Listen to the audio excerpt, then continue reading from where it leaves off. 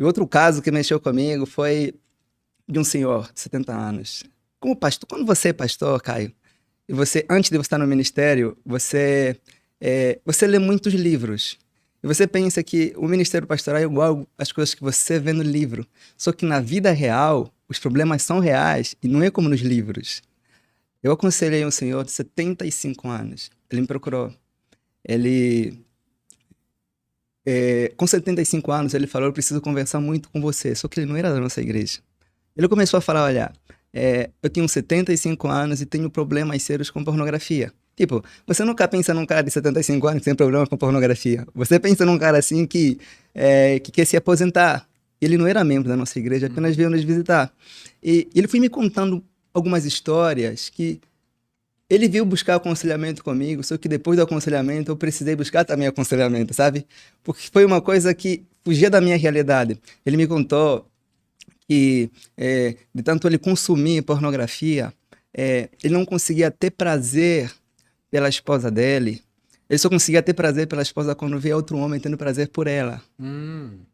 Cara, isso é uma coisa que nem sequer passava na minha cabeça que existia. Mas como é que pode um cara ter prazer em ver a sua esposa tendo prazer contra um homem? Então isso mexeu muito comigo. Eu procurei em livros, eu não encontrei assuntos reais como esses. Eu procurei na internet, a gente vê, tem muita coisa sobre teologia, mas sobre sexualidade tem pouca coisa.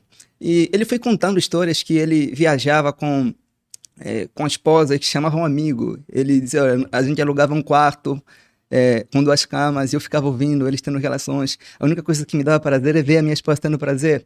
Isso porque, de tanto ele consumir pornografia, a pornografia treinou a mente dele a se sentir prazer em vendo mulheres tendo prazer.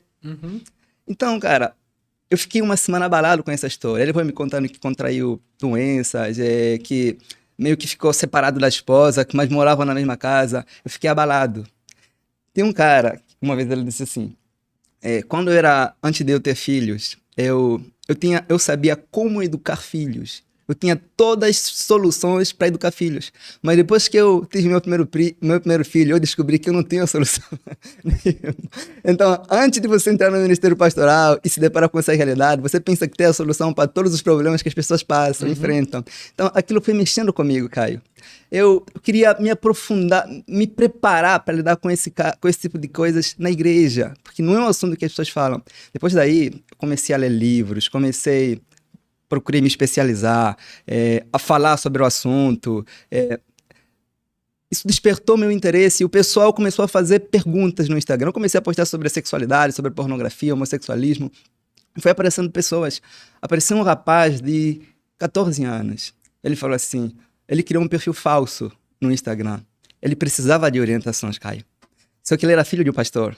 Ele disse assim, olha, eu tô prestes a me suicidar. Eu tenho problemas com pornografia e masturbação. Quantos anos você tem? 14. Eu falo, eu vou falar com você quando você criar um perfil verdadeiro e a gente conversar, assim, de frente para frente, sabe? E ele falou que, olha, eu sou filho de pastor, eu tô procurando você porque na nossa igreja ninguém fala sobre esse assunto. Falei, procura o seu pastor. Ele falou, então, aí tem problema, porque o pastor é meu pai. E para falar sobre o assunto, aí fica mais difícil. Fica mais difícil. E depois daí eu não parei, continuei falando, tenho ido em alguns lugares falando sobre esse assunto, que é uma coisa que as pessoas não falam na igreja. Só a palavra sexo e pornografia soa como uma coisa fora da realidade. É como se todo mundo na igreja passasse por todos os problemas, menos sobre sexualidade. O que eu falo para a pessoa é o seguinte, sobre a questão da pornografia, não é se você vai ser exposto ou não, é quando isso vai acontecer. Porque não é possível hoje em dia viver nesse mundo e não ser exposto, porque a pornografia está presente em tudo. Nas músicas, nos filmes, nas séries, nas roupas. Não tem como fugir.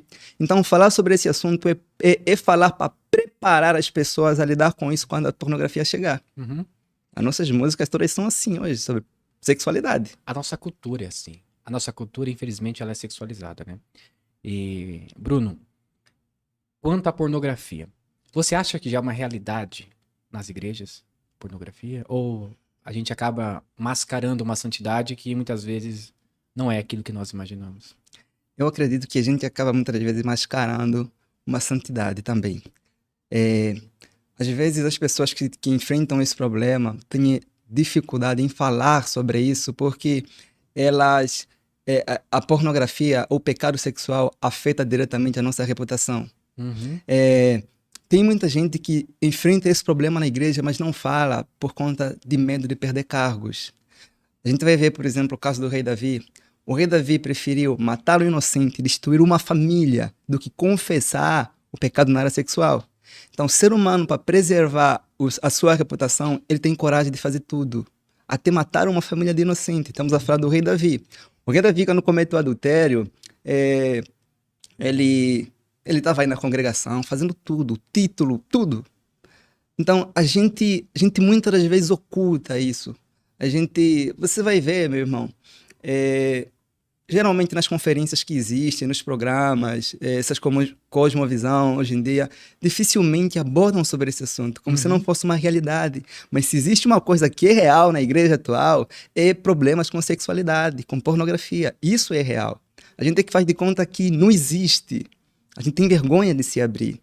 Por isso é que, às vezes, pessoas preferem procurar até ajuda fora da própria igreja local, que é um erro, do que procurar o pastor local para se abrir, para pedir ajuda. O pessoal hoje não tem essa coragem de chegar e falar, caramba, hein, olha, eu tenho problemas com pornografia. A pornografia é um problema humano, não importa se você é um cristão ou um ímpio. Uma hora você vai se deparar com isso. Mas a grande questão é como você vai lidar com isso quando ela chegar na sua vida. Mas, Bruno, isso não é questão da pessoa entender como depois ela ser recebida de uma forma preconceituosa? Por exemplo, se você está numa igreja, você se abre para uma pessoa que está na liderança da igreja. Isso não é uma coisa um pouco confrontadora? Porque a pessoa vai estar ali todo domingo, todo sábado, e ela vai ver a outra pessoa que ela confessou para o pastor e tudo mais.